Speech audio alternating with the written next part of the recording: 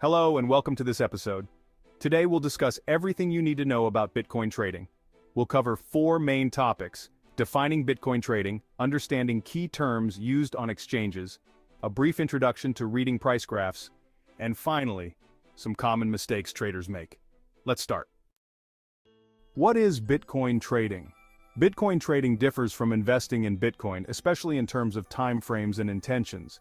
When people invest in Bitcoin, they're typically buying it for the long term, expecting that the price will eventually go up over time despite short-term ups and downs. Traders buy and sell it in the short term whenever they think they can make a profit. For traders, Bitcoin is a tool for earning profits, and some traders may not be particularly interested in the technology or ideology behind it. Why is Bitcoin so popular for trading? Several factors make Bitcoin appealing for traders. First, it's highly volatile, meaning there's potential for profit if you can predict the market accurately. Second, Bitcoin trading is available 24/7, unlike traditional markets such as stocks, which have fixed hours. However, not all traders are the same, and there are various methods of trading. Here are a few examples. Day trading. This involves making multiple trades throughout the day, aiming to profit from short-term price movements. Day traders spend a lot of time watching charts and usually close all trades by the end of the day. Scalping. A strategy within day trading, scalping seeks to make small profits from minor price changes.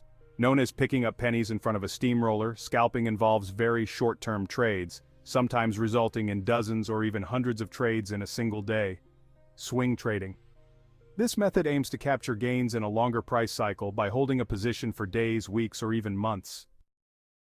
How do traders predict Bitcoin's price? Although predicting Bitcoin's price isn't an exact science, some traders use strategies that help them profit in the long run. 2 main methodologies are commonly used. Fundamental analysis. This approach looks at the bigger picture. In Bitcoin's case, fundamental analysis considers industry news, technical developments, global regulations, and other events that could influence Bitcoin's price. Technical analysis.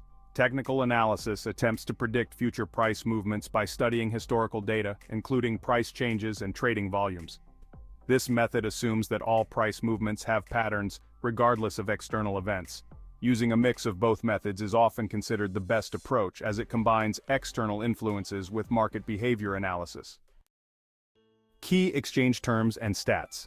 Bitcoin exchanges are platforms where buyers and sellers are matched automatically. This differs from services like CoinMama, which sells Bitcoin directly, and from peer-to-peer marketplaces like Local Bitcoins, where users connect directly.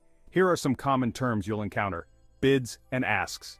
Buy orders are known as bids since buyers bid on prices to purchase Bitcoin. Sell orders are called asks, as sellers request specific prices for their Bitcoin. Price. When people refer to the price of Bitcoin, they usually mean the most recent trade price on a specific exchange. Volume. This refers to the total number of Bitcoin traded over a set time period. Large trading volumes often accompany strong trends, while weak trends typically have low volumes. When you see sudden price changes, it's helpful to check trading volume to determine if it's a minor correction or the start of a trend reversal. Types of orders. When trading on exchanges, you'll encounter several order types. Market, instant order. A market order will be instantly fulfilled at the best available price. Be cautious with market orders since the final price might be higher than anticipated. Limit order. This lets you set a specific buy or sell price. If no one matches your price, the order remains partially or fully unfulfilled until the price reaches your set limit. Stop loss order. This order automatically sells your Bitcoin if the price drops to a certain level, helping you limit losses. Once the stop price is reached, it acts like a market order and sells at the best available prices. Reading price charts. Candlestick charts. A common chart type is the Japanese candlestick chart, which shows opening, highest, lowest, and closing prices, OHLC, for a specific time frame. Each candle is green if the price went up and red if it went down.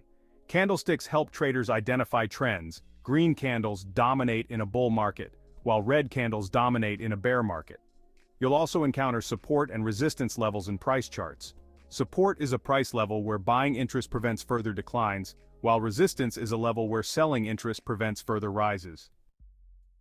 Avoiding common trading mistakes. Let's go over some common mistakes that new traders make. Investing more than you can afford to lose. Lacking a clear plan.